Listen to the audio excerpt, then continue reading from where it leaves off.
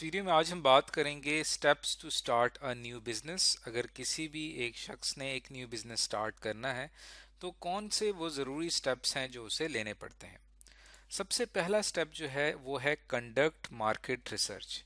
जैसे कि आप इस ये जो पिक्चर दिखाई गई है इसमें एक शख्स स्टेप्स लेते हुए इसलिए दिखाया गया है ताकि ये पता चले कि वो आगे बढ़ रहा है। तो कोई भी एक शख्स है उसने बिजनेस स्टार्ट करना है तो सबसे पहले वो मार्केट की रिसर्च करेगा।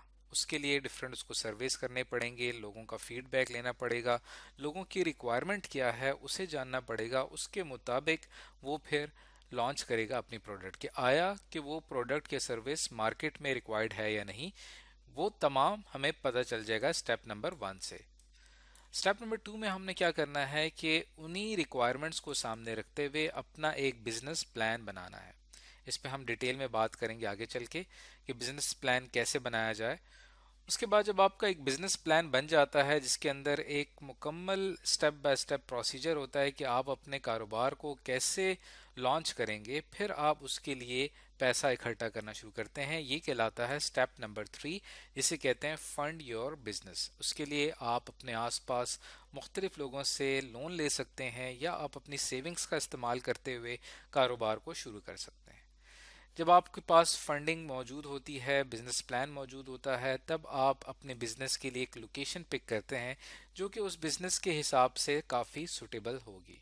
अगर तो ये कोई आईटी का बिजनेस है तब तो इसके अंदर लोकेशन इतनी ज़रूरी नहीं है, लेकिन इसके अलावा अगर आप कोई बिजनेस शुरू करने जा रहे हैं वहाँ पे आपकी लोकेशन बहुत ही इम्पॉर्टेंट है। फिर आप एक अच्छा नाम चूज़ करते हैं जो कि कस्टमर्स के लिए अट्रैक्टिव होता है, जो कि आपके कारोबार को सही तरीके से डिफाइन करता है।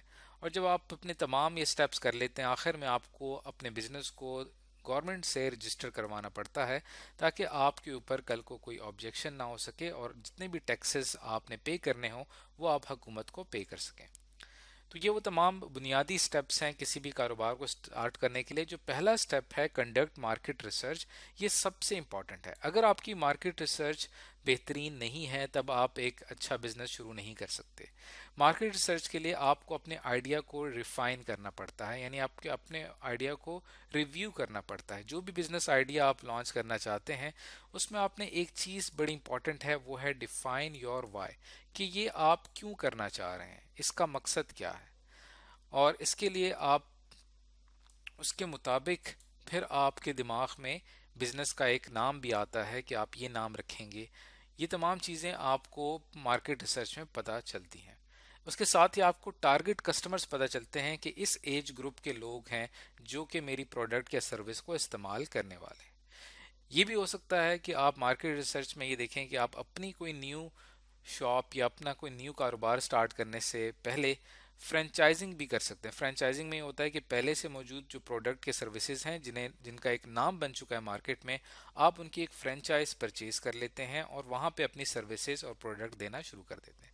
इसमें ये होता है कि आपका रिस्क जो होता है वो कम होता है। लेकिन इसके साथ जो दूसरा ऑप्शन है वो ये कि आप अपना बिजनेस स्टार्ट कर सकते हैं। स्टेप नंबर 2 जो कि बहुत बड़ा ही इंपॉर्टेंट है वो है बिजनेस प्लान। बिजनेस प्लान में आप सबसे पहले ये डिफाइन करते हैं कि आपके बिजनेस का मकसद क्या है और आप जो अपनी प्रोडक्ट बेच रहे हैं उनको खरीदने वाले कौन हो लोग होंगे। ये तमाम चीज़ें आपके बिजनेस प्लान में शामिल होती हैं। और उसमें आपका जो मंथली या एनुअल यानी कि माहाना और सालाना क्या आपके गोल्स हैं जो कि आप अचीव करना चाहते हैं। और एक चीज़ बड़ी इंपॉर्टेंट है कि इस प्लान में ये भी चीज़ मेंशन की जाती है कि आप अपने स्टार्टअप को यानी अपने बिजनेस को कैसे फाइनेंस करेंगे, यानी पैसा कैसे इकट्ठा करेंगे। ये तमाम चीज़ें बिजनेस प्लान में शामिल होती हैं। जब भी कोई ऑर्गेनाइजेशन या कोई शख्स आपके बिजनेस को फंड देता है या लोन देता है तो सबसे पहले वो आपका बिजनेस प्लान पढ़ता है। अगर उसको आपका बिजनेस प्लान अच्छा लगता है, कन्विंसिंग लगता है, वो उससे मुतमईन हो जाता है, तब वो इस बात पे रजामंद हो जाता है कि वो आपको लोन दे सके। तो ये वो दो पहले जो दो स्टेप्स हैं ये अगर आपके अच्छे हैं तब आप एक अच्छा बिजनेस स्टार्ट कर सकते हैं। उसके बाद हम यहाँ पे बात करेंगे कुछ अहम रिसोर्सेज की जो कि ज़रूरी होते हैं एक न्यू बिजनेस को स्टार्ट करने के लिए। उसमें सबसे पहला है फिजिकल रिसोर्स, जिसके अंदर आप कोई बिल्डिंग लेते हैं रेंट पे या ख़रीदते हैं जहाँ पे आप अपना ऑफिस सेटअप कर सकते हैं। दूसरी अहम चीज़ है इंटेलेक्चुअल रिसोर्स, जिसमें आपको कारोबार को चलाने के लिए वो टेक्निकल लोग शामिल हैं जो कि आपके कारोबार को चलाएंगे। तीसरी चीज़ है ह्यूमन रिसोर्स, यानी कि आपके अपने कारोबार में मौजूद जो मुख्तलिफ ह्यूमंस हैं उनको मैनेज करने के लिए आप एक अलग से डिपार्टमेंट बनाते हैं। ये डिपार्टमेंट आपके बिजनेस की पॉलिसीज़ भी बनाता है और एक तरह से लीडरशिप भी प्रोवाइड करता है।